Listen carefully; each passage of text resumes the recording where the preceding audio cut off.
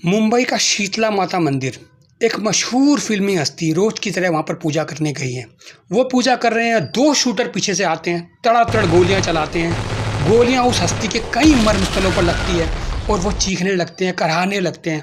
और दूसरा शूटर उनकी चीख पुकार को रिकॉर्ड कर रहा है और वो रिकॉर्डिंग दूर बैठे दुबई में अंडरवर्ल्ड डॉन अबू सलेम सुन रहा है, मुस्कुरा रहा है और साथ में कह रहा है, डाल इसको। इसी के साथ पूरा मुंबई सकते में, पूरा देश सकते में, और वो हस्ती की जान चली जाती है। उसके शक के घेरे में पूरा बॉलीवुड था, फिल्मी हस्तियों का। पुलिस के पास ये राइट था, सबको थाने में बुलाओ, जो करना है करो, सख्ती करो, पूछो। सबसे पहले शाहरुख खान को बुलाया गया, उससे पूछा गया कि दुबई की उस पार्टी में तुम थे? शाहरुख का जवाब था नहीं।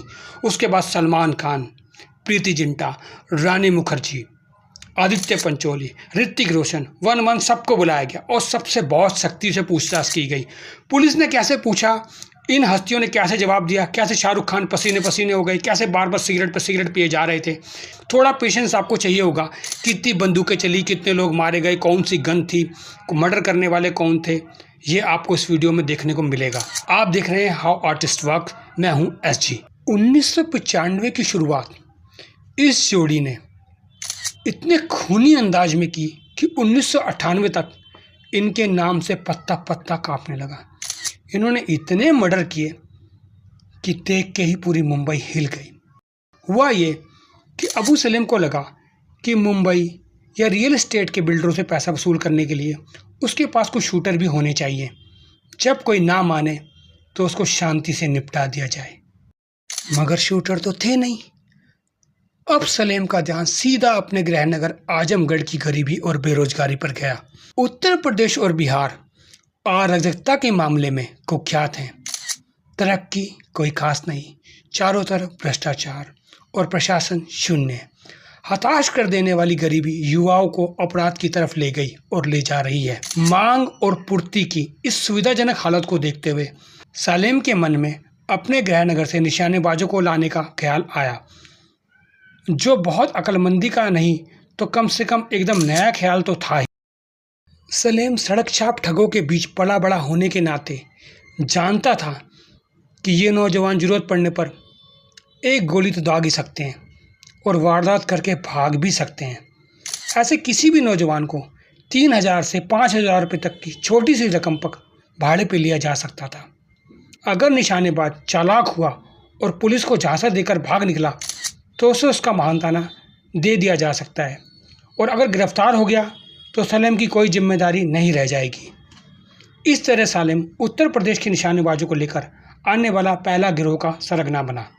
इन लड़कों को हिदायत दी गई कि उन्हें सिर्फ इतना करना है कि बिल्डर के दरवाजे पर गोली दाग दें और कांच की खिड़कियां तोड़ दें, या महज उनके ऑफिस में घुसकर रिवॉल्वर तानकर मैनेजर को डरा धमका दें।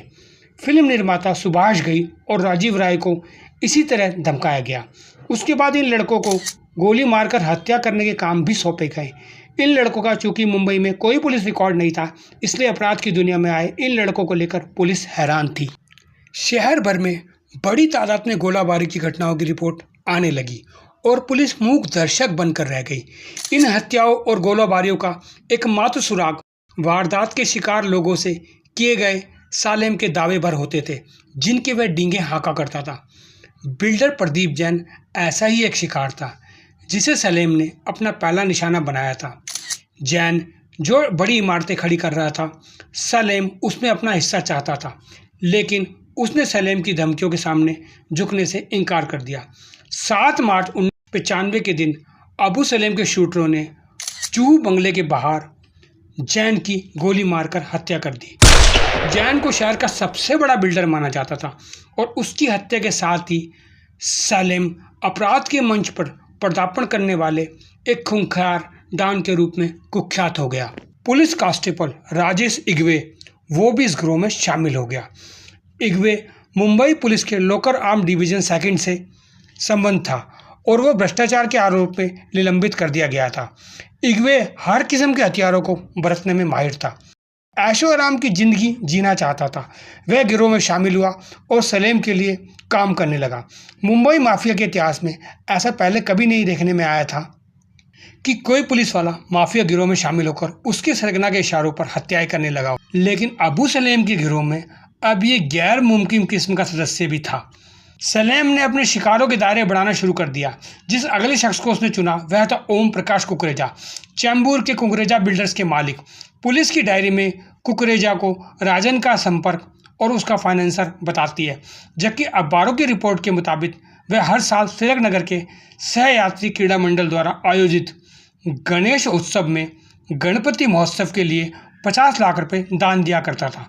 जब सलेम के लोगों को ये बात पता लगी तो कुकरेजा से पैसे निकालने के लिए उसे फ़ोन किया गया, लेकिन कुकरेजा ने मना कर दिया और अपने चैम्बूर ऑफिस में सुरक्षा इंतजाम और ज़्यादा सख्त कर दिए। सलेम ने अपने 2 निशानेबाजों सलीम हड्डी और इग्वे को उसकी गुस्ताखी के लिए सज़ा देने का हुक्म दिया। 18 सितंबर 1995 को ये दोनों कुकरेजा के ऑफिस में घुसे और इन्होंने न सिर्फ कुकरेजा की हत्या कर दी बल्कि ऑफिस में मौजूद कर्मचारियों को भी मार डाला, जिसमें दीपक बिल्किया और मोहम्मद अंसारी शामिल थे। इसके बाद क्या हुआ? लेकिन मुंबई पुलिस ने भी मुठभेड़ का अपना कुख्यात तरीका अपनाते हुए इन दोनों हत्यारों को मार गिराया। इग्वे की मौत खास तौर पर महत्वपूर्ण थी। इस मौत के मार्फत इस अराजक शहर में पुलिस के दूसरे भूतपूर्व मुलजिमों को संदेश दिया गया था। पुलिस कुकरेजा हत्याकांड का सुराग पा सकने में नाकामयाब रही। साल भर तक चली जांच पड़ताल के बाद पुलिस को मामले के ए वर्ग में रखते हुए उसकी फाइलें बंद कर देना पड़ा। ए का मतलब होता है ऐसा प्रकरण जिसमें सच्चाई तो है लेकिन सुराग नहीं मिल सका। उल्लेखनीय है कि कुकरेजा दाऊद और राजन गिरोह की आपसी दुश्मनी का शिकार था। बिल्डरों और फाइनेंसरों की हत्याओं ने हिंसा और गोलाबारी के प्यासे सरगनाओं की बेकाबू खून खराबे की बाढ़ ला दी। राजन, शकील, गवली और अब नया आगंतुक सलेम गिरोह के वफादारों का या उनके फाइनेंसरों की हत्याओं का फरमान जारी करने लगे। मनीष शाह, दिलीप वलेजा, नटवरलाल देसाई जैसे बिल्डरों की और करीम मरेडिया, वल्लभ ठक्कर और सुनील खटाऊ जैसे उद्योगपतियों की दिन दहाड़े हत्याएं कर दी गई। ये हत्याएं आपस में लड़ते सरगनाओं के अहंकार को तो बढ़ाती ही थी, उन लोगों के लिए चेतावनी भी साबित होती थी जो अपना बटुआ ढीला करने में हिचकिचाते थे। इसी बीच हत्याओं की फहरिस्त दिनों दिन लंबी होती जा रही थी। महीने सालों में बदल गए लेकिन इन वारदातों के थमने का दूर दूर तक कोई आसार नहीं था। 4 सालों के भीतर ही गिरोह का युद्ध और भी ज़्यादा खूनी और हिंसक हो गया और माफिया सरगनाओं पर कोई आँच नहीं आई, क्योंकि उनके प्यादे और वफादार अपनी जान से कीमतें चुका रहे थे। इसी बीच अबू सलेम ने अब फिल्म उद्योग पर अपना ध्यान केंद्रित करने का फैसला किया और फिल्म निर्माता सुभाष घई तथा राजीव राय के मामलों में नाकामयाब होने के बाद उसने रियाज सिद्दीकी को आखिरकार मरवा ही दिया। शकील भी पीछे नहीं रहना चाहता था। उसने फिल्म निर्माता मुकेश दुग्गल की हत्या के लिए एक दावा करते हुए सुपारी दे दी कि उसका संबंध राजन के साथ है। जहां तक सलेम का सवाल था, वह एक बड़े और बेहतर शिकार की तलाश में था। दुबई में 3 साल बिताने के बाद सलेम आखिरकार अपने सबसे बड़े शिकार तक पहुंच ही गया। गुलशन कुमार एक श्रद्धालु हिंदू था। वह हर साल वैष्णो देवी के लिए तीर्थ स्थल पर बड़े पैमाने पर भोजन कराने का इंतजाम करता था, जिसे देवी का भंडारा कहा जाता है। देखते ही देखते उसकी लोकप्रियता, दौलत और रुतबे में कई गुना बढ़ोतरी हो गई। इस कदर भी बताया जाता है कि 1992 से 93 में उसने देश में सबसे ज़्यादा इनकम टैक्स का भुगतान किया था। 1994 से 1997 के दरमियान सलेम ने किसी भी बड़ी फिल्मी हस्ती को अपना शिकार बनाने की सिलसिले में 2 लोगों के बारे में सोचा था, सुभाष घई और राजीव राय। लेकिन जब दोनों ही मामलों में उनकी योजनाएं कामयाब नहीं हो सकी, क्योंकि दोनों बार उसके निशानेबाज पकड़ लिए गए थे, तो उसने अपना ध्यान गुलशन कुमार पर केंद्रित करना शुरू किया। सलेम लंबे अरसे से कुमार से पैसों की मांग करते हुए उसे धमकाता आ, कुमार उसे 2 टूक शब्दों में मना करता रहता था। उसमें सलेम बेहद खफा हो गया और जल्दी ही उसने इस संगीत सरताज को नेस्ता नाबूद करने की योजना बना डाली। 5 अगस्त 1997 को राजीव राय पर हुए हमले के बाद इंडियन एक्सप्रेस के एक रिपोर्टर ने सलेम को दुबई में फ़ोन करके उससे फिल्मी हस्तियों पर हो रहे हमलों के बारे में जानकारी लेने की कोशिश की। तब सलेम ने कहा, मैं सुभाष घई और राजीव राय को मारना नहीं चाहता था, इरादा उन्हें सिर्फ डराने धमकाने का था। लेकिन अगले हफ्ते देखना जब मेरे आदमी एक फिल्मी हस्ती को मारेंगे। इस बार इरादा किसी को डराने का नहीं बल्कि पूरी इंडस्ट्री को चेतावनी देने का है। रिपोर्टर तुरंत एक टैक्सी लेकर क्राफोर्ड मार्केट में करीब क्राइम ब्रांच के पुलिस हेडक्वार्टर में पहुंचा। उसने क्राइम ब्रांच के चीफ रणजीत सिंह शर्मा को सलेम के साथ हुई भी पूरी बातचीत का ब्यौरा दिया। शर्मा ने पूरे किस्से को संजीदगी से सुना और खुद ही तुरंत क्राइम ब्रांच यूनिट के मुखियाओं को फ़ोन किया। इस सारे तांडवों के बीच मुंबई पुलिस, जो अपने आप में स्कॉटलैंड यार्ड जैसा स्टैंडर्ड होने का दावा करती थी, उनकी बहुत बेइज्जती हो रही थी। उन्होंने भी एनकाउंटर का अंधाधुंध तरीका निकाला और उन्होंने खूब शूटरों को मार गिराया। पर ये सारे शूटर ज़्यादातर वो नौसिखिए बेरोजगार नौजवान थे जो आजमगढ़, यूपी और बिहार से आए थे, जो 3 से 5 हज़ार रुपये के लिए हत्या करने को तैयार थे। ये सारे मार दिए गए।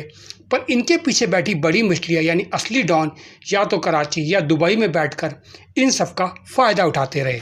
बॉलीवुड की कई बड़ी हस्तियों को तत्काल सुरक्षा मुहैया कराई गई, जिनमें प्रहलाद नीलानी भी शामिल थे, जो उस वक्त Indian motion picture producer association के प्रमुख हुआ करते थे।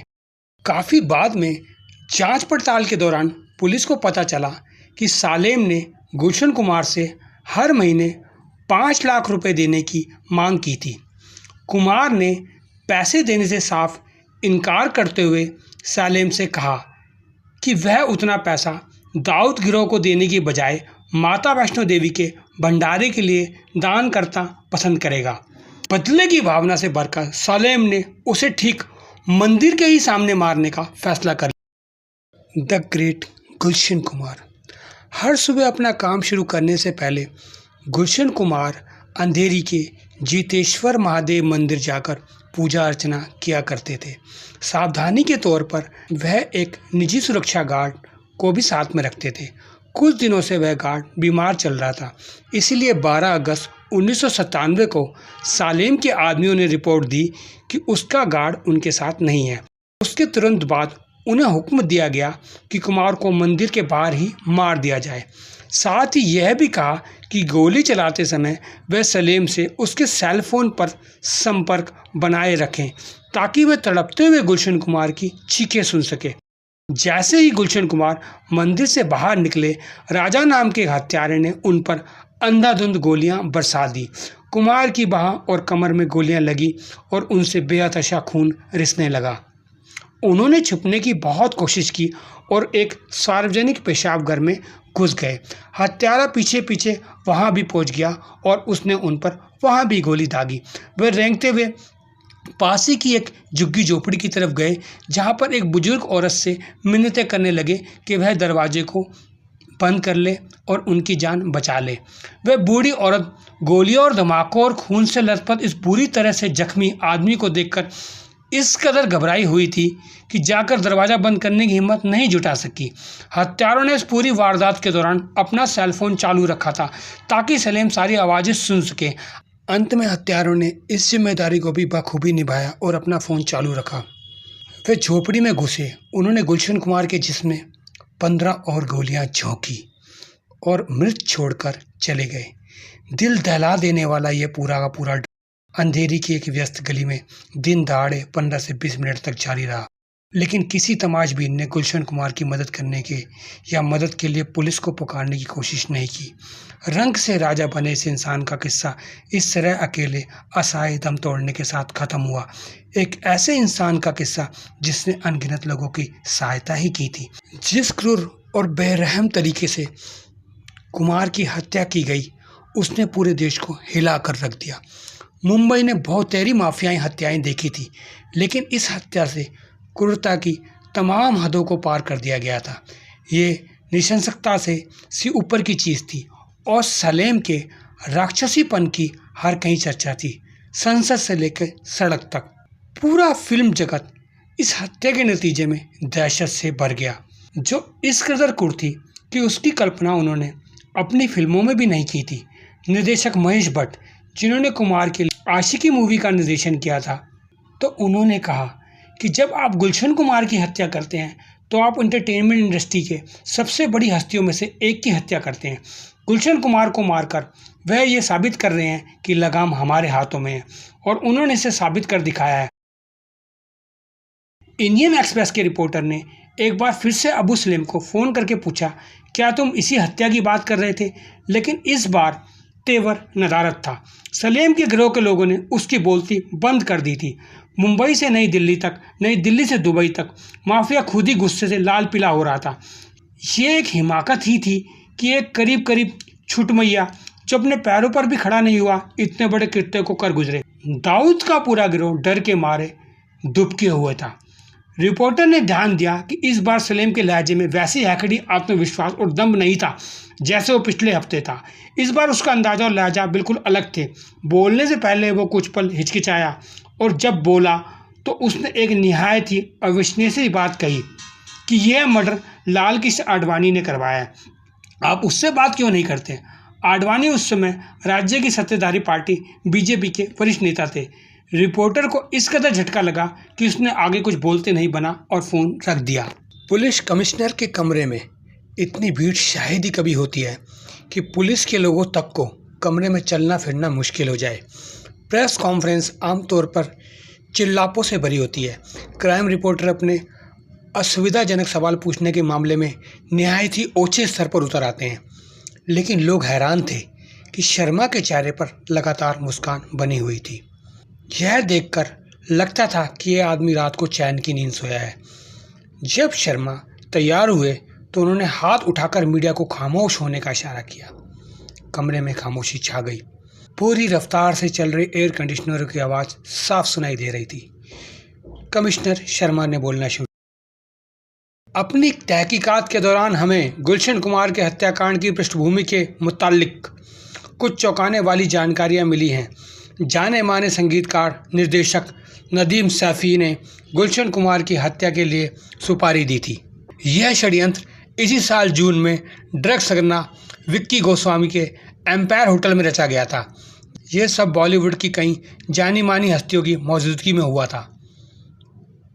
जब शर्मा ने बोलना बंद कर दिया तो उसके बाद पूरे 30 सेकंड तक कमरे में खामोशी छाई रही। कुछ रिपोर्टर्स नोट लेने में लगे हुए थे और कुछ मुंह बाए शर्मा की तरफ देख रहे थे। नदीम शर्मन की जोड़ी के रूप में प्रसिद्ध अनूठा संगीतकार नदीम सैफ़ी बॉलीवुड के अपने साथी गुलशन कुमार की बर्बर हत्या में शामिल था। अविश्वसनीय, अविश्वास से भरी चीखें गूंज उठी। एक साथ कई लोगों ने सवाल दागने शुरू कर दिए।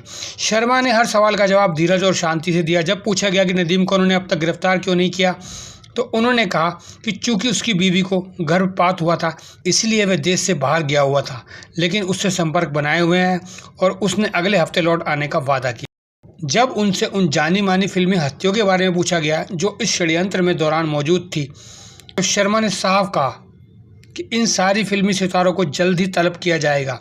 प्रेस कॉन्फ्रेंस की खबरें दुनिया भर में सुर्खियों के साथ छपी। वे हर कहीं चर्चा का विषय बन गई।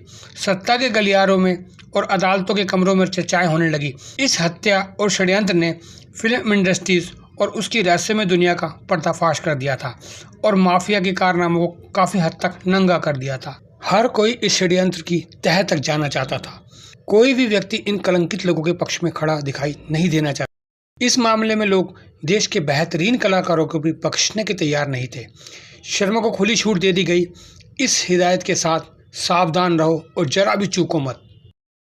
इस तरह मुंबई के हेडक्वार्टर्स में अत्यंत सुरक्षित अहाते में आला दर्जे के फिल्मी सितारों की कवायद शुरू हुई। किसी भी शहर के पुलिस हेडक्वार्टर में कभी ऐसा नज़ारा देखने को नहीं आया जैसा मुंबई अपराध के इतिहास में इस वक्त दर्ज करने जा रही थी। सबसे पहले शाहरुख खान को क्राइम ब्रांच में तलब किया गया। उन्होंने काली जैकेट और डेनिम पहन रखे थे। वे बरकस कोशिश कर रहे थे कि वे तनावग्रस्त और घबराए हुए दिखाई ना दें। खान को assistant commissioner ACP LR Rao के छोटे कैबिन में ले जाया गया। विशालकाय और मोटे एसीपी के लिए ये एक महान क्षण था। किंग खान के सामने बैठकर एक गलत पार्टी में उसकी गैर जिम्मेदाराना मौजूदगी के बारे में पूछताछ करना। राव ने पूरी शराफत बरतते हुए खान से 1 घंटे से ऊपर तक पूछताछ की और उसके बयान दर्ज किया। 2 पेज के अपने बयान में शाहरुख खान ने कबूल किया कि वे दुबई में वहां के स्थानीय लोगों द्वारा आयोजित एक बॉलीवुड जलसे में शरीक हुए थे, लेकिन आयोजकों को वो निजी तौर पर नहीं जानते थे। उन्हें जरा भी अंदाज़ा नहीं था कि वाकई सलीम और अनीस इब्राहिम इस जलसे को पर्दे के पीछे से संचालित कर रहे थे। जब उसने उनकी मिली भगत के बारे में सुना तो उसने खेद व्यक्त करते हुए कहा, कि फिसल जाने की वजह से उनके पैर में चोट आ गई थी, जिससे वे ड्रीम 7 की पार्टी में शरीक नहीं हो सके थे। शाहरुख को जाने दिया गया, लेकिन बाहर मीडिया और कैमरे वालों की भीड़ उनका इंतजार कर रही थी। शाहरुख जो लगातार सिगरेट पर सिगरेट पिए जा रहे थे, जब राव के कमरे से निकले तो पसीने से भीगे हुए थे। जब कुछ रिपोर्टरों ने उनका पीछा करते हुए उनसे सवाल तो वे बेतुके ढंग से पेश आ उठे और उन्हें कोसने लगे। मेहरबानी करके क्या आप मुझे अपनी सिगरेट सुलगाने देंगे? अपना सवाल आप बाद में पूछ सकते हैं। सुपरस्टार साफ तौर पर काँप रहा था। हालांकि कहना मुश्किल था कि ये गुस्से की वजह से था या घबराहट की वजह से। किसी तरह से अपनी कार में सवार होते हुए वो वहाँ से चले गए। क्राइम ब्रांच में तलब किए गए अगले व्यक्तियों में जैकी श्रॉफ और आदित्य पंचोली शामिल थे। उन्हें भी इसी प्रक्रिया से गुजरना पड़ा। मीडिया के मामले में जैकी श्रॉफ ने शाहरुख जैसा व्यवहार नहीं किया। वे शराफत से पेश आए और उन लोगों के साथ उन्होंने किसी भी किस्म की तकरार नहीं की। सलमान खान ने मीडिया के सर्कस के बारे में सुन रखा था। रिपोर्टरों को मात देते हुए पुलिस से निवेदन किया कि वह किसी छोटे ऑफिस में बिठाकर पूछताछ कर ले, जहां मीडिया ना पहुंच सके। उन्हें बांद्रा यूनिट के ऑफिस में बुलाया गया, जहां उन्होंने क्राइम ब्रांच के तहकीकातकर्ताओं के साथ करीब 1 घंटा बिताया। लेकिन पुलिस को बयान दे चुकने के बाद उन्होंने जाने दिया गया और उनसे कोई खास बात निकलकर सामने नहीं आई। शर्मा आखिरकार तूफान को बरका ले जाने में कामयाब रहे, लेकिन यह राहत थोड़े वक्त की थी। शर्मा फावड़ा को भी नहीं भूले और ना ही उनके आलोचक भूले थे। अभी ये एपिसोड ख़त्म नहीं हुआ है। इसी की अगली कड़ी के अंदर आप देखेंगे, क्योंकि जैसा कि मैंने कहा था कि काफ़ी लंबा हो सकता है, आप देखेंगे रानी मुखर्जी, शाहरुख खान, सलमान खान, ऋतिक रोशन, इनको ये किस नामों से बुलाते थे, लड़कियों के बारे में क्या था, हीरोइनों के बारे में क्या सोचते थे, कैसे उनको बुलाते थे, कैसे अंडरवर्ल्ड डॉन ने पैसा लगाया, उनके सेट पर बंदूक लेके कातिलों को भेजा, शूटर बाहर खड़े रहते थे, साइन कर रहे हो या नहीं कर रहे, वो सारी स्टोरी मैं अगले इसके तीसरे भाग में कंटिन्यू करूँगा। आपको हमारा ये एपिसोड कैसा लगा? अगर आप यहाँ तक पहुँचे हैं तो हमारे चैनल को सब्सक्राइब कीजिए। अच्छा नहीं लगा तो छोड़ दीजिए। हम आपके लिए कोई बेहतर आइसक्रीम लाने की कोशिश करेंगे। हमारा चैनल को लाइक करें, कमेंट्स करें या कबूतर भेजें। मैं हूं SG और आप देख रहे थे हाउ आर्टिस्ट वर्क्स। अपने का ख्याल रखें, जिनसे प्यार करते हैं उनका ख्याल रखें, मम्मी डैडी का खास तौर से ख्याल रखें। Bye bye.